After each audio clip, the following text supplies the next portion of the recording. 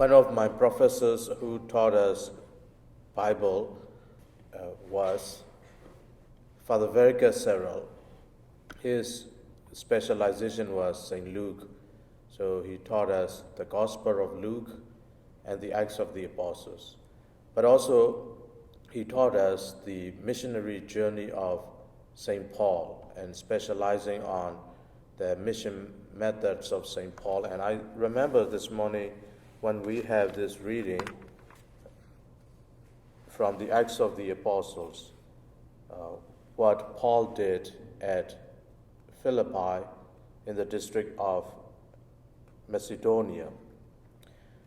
Philippi was a Greek town, very thriving town, and BC 356, Philip II conquered the Romans, and make it their colony there. And Paul was there in one of his missionary journeys, and today as we see what he did, and it applies to all of us actually. When we think of becoming a missionary disciples, we are simply not living our faith, we are living it, and as Jesus said, you will testify me, and we are testifying Jesus. So when we are living our faith and also become witnesses testifying to Jesus, this is lifelong challenge that we have taken upon ourselves.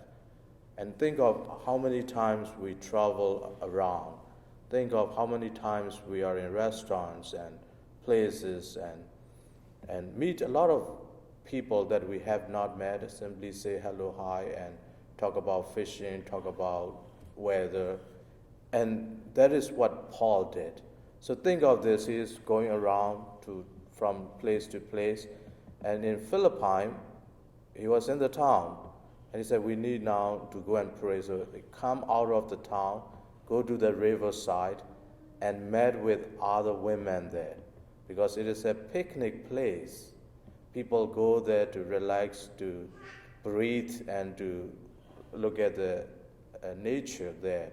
So there were a lot of already women sitting there, and Paul joined the conversation.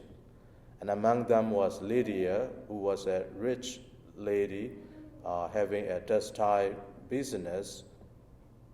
And God inspired her, and she became a believer. And Paul and his companions were invited to her home. And if you look at the history, the early church history, Lydia became a real source in Philippi because she was rich, first of all. And second, she built up this friendship with Paul quickly that her home became like a domestic church. At the time, you don't have church like that. So Lydia's home became where they break the bread. Breaking of the bread took place in Lydia's home later on. And that is how we look at our own life when we say we are missionary disciples. We talk to people, we reach out to people, and for us, we have a lot of scopes because we have fallen away Catholics.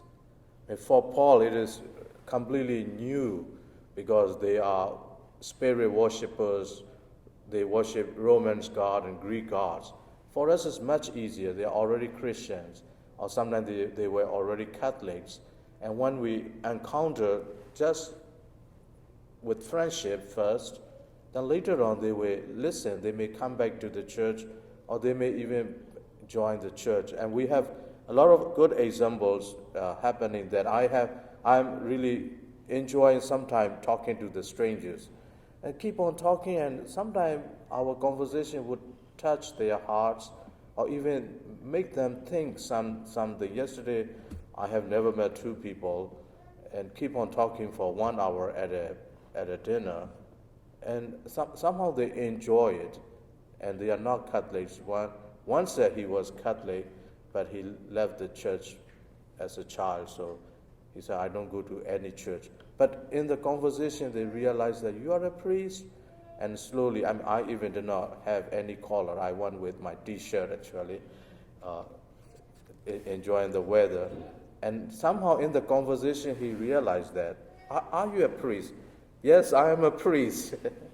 and that is what happened in our own experience, going around meeting people, wishing, talking about, and sometimes, particularly like funerals and other things, we have a lot of good chance. Think of our funeral dinners. I mean, a lot of people have left the church or not think about seriousness of this life, and in our conversation, they will come up. Yes, I think I need to go back to church, and let us learn from Saint Paul.